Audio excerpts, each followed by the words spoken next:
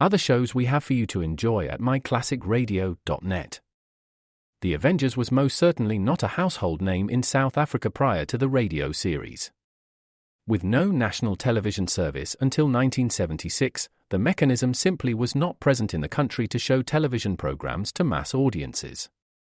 While many other countries reveled in the filmed adventures of John Steed and company, South Africa was not equipped to join in the fun. The series took Britain by storm and made a major impression in the American markets, being that greatest of rarities, a British series given a network transmission slot. However, as a filmed series, rather than a videotaped one, The Avengers was able to gain a modicum of exposure in South Africa through film rentals. Come and listen at myclassicradio.net.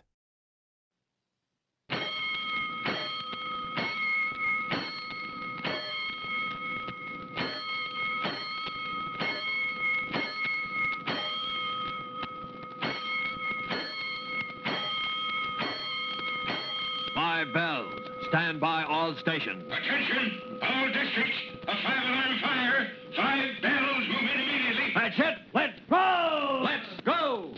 Firefighters.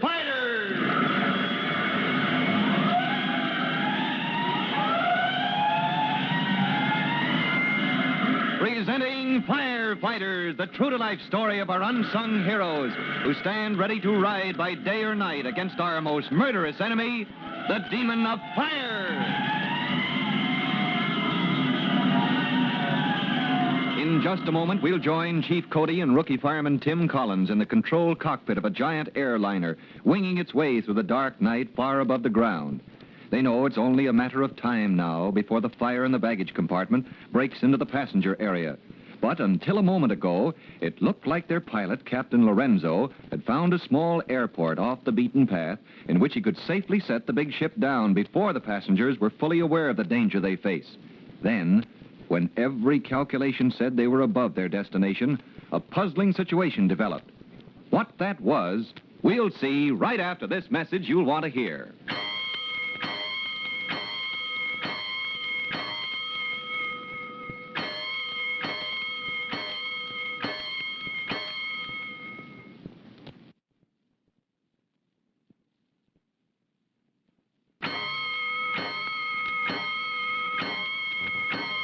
Let's go, firefighters.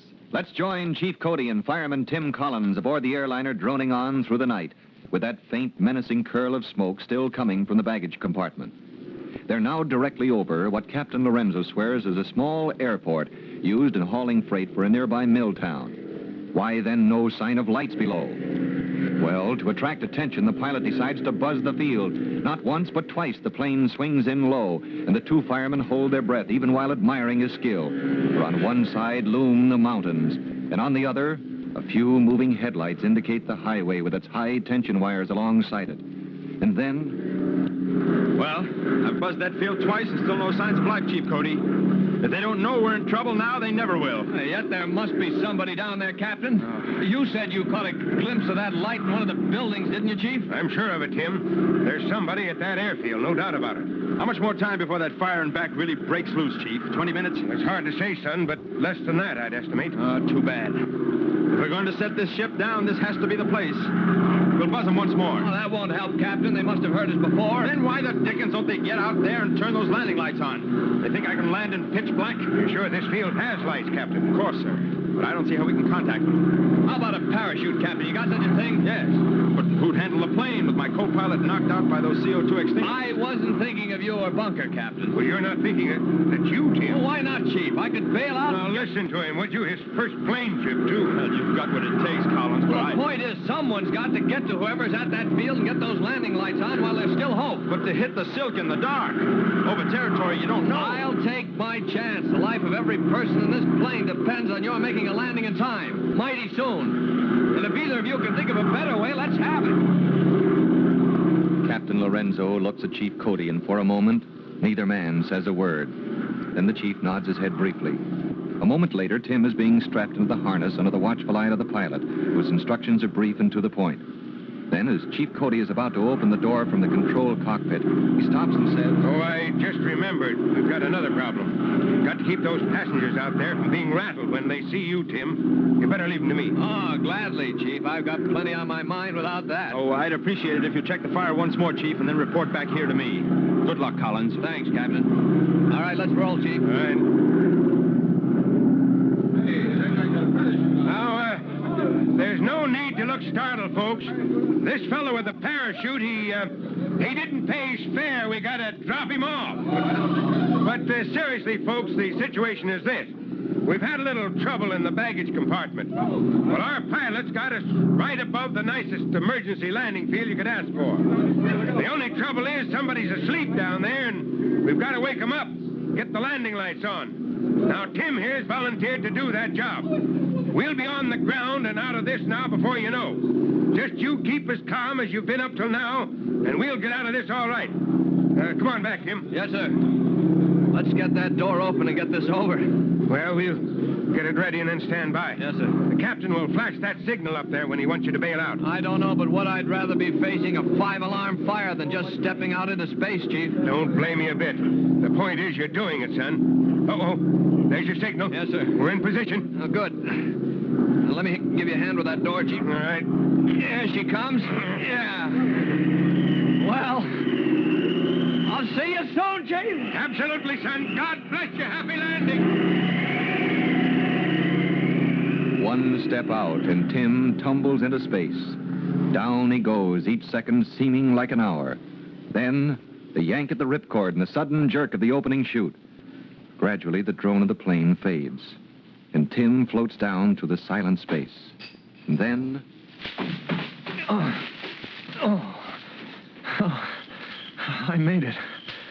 I made it. Oh, no trees, no river. No high-tension wires, just a nice mess of bushes. I must have twisted my ankle. Well, it's funny how you don't notice it until a second later. Well, now, if I can get out of this harness, fight my way out of here. Lucky there's no wind. I might have been dragged. Oh, boy, what a pilot. Yeah, I can see a light from the building in the distance. Must be on the edge of the clearing, near the airfield. All right, get going, Collins. Get going.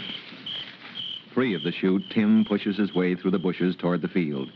Once there, he limps quickly toward the lighted building, surprised to discover the great hangar itself is dark. The light, oddly enough, is coming from a small tumble-down shaft. Hey, you in there! Open up, will you? It's a matter of life and death.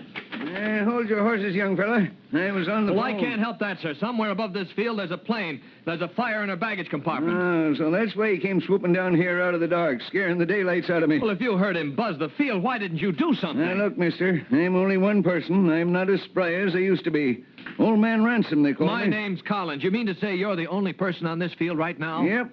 Say, you got kind of scratched up, didn't you? I parachuted out of the plane, landed in the underbrush. Well, I'll be darned. You must be in a bad fix up there, eh? I told you that, sir. You and I have got to do something fast. Well, I already done it. Called the fire department when I thought that plane was going to crash.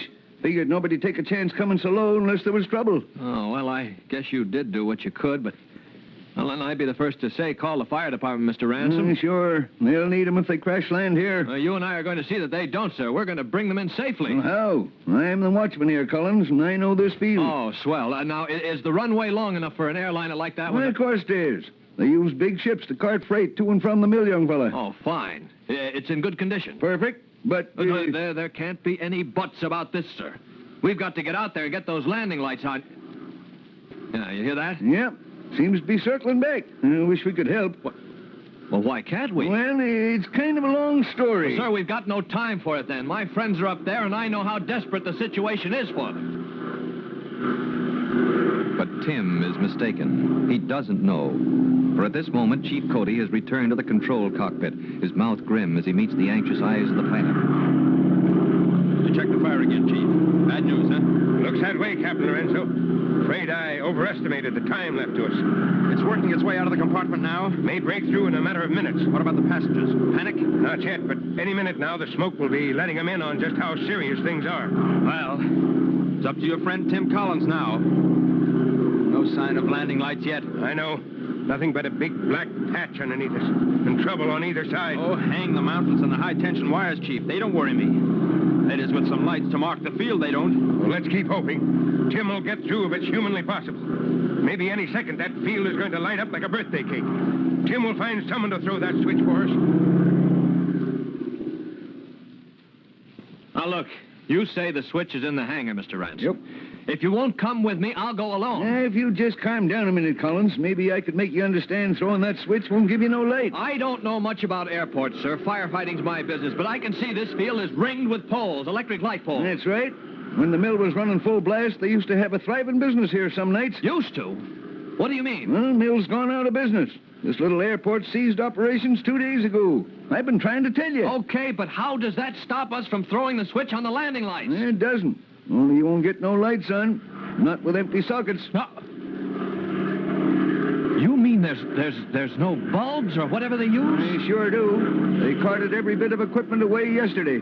Ain't a pilot alive who could land on this here dead dark field tonight. And I ain't got flares nor nothing. Not so much as a candle to light 'em in.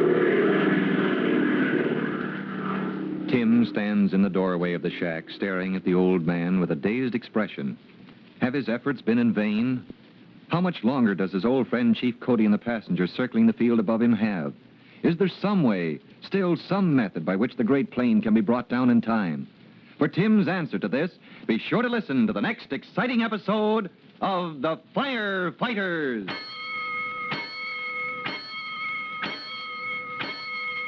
In just a moment, Chief Cody will be back to tell you, boys and girls, how you can help the firefighters in your own town.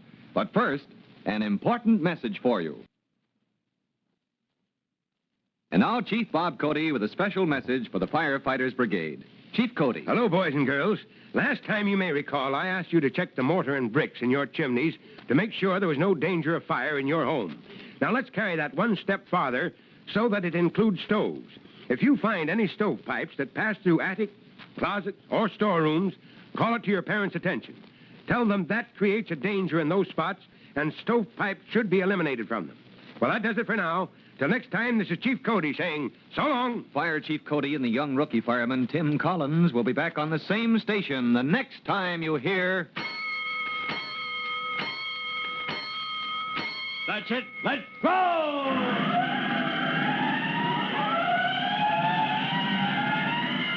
Let's go! Firefighters! Firefighters is a copyrighted feature of William F. Holland Productions.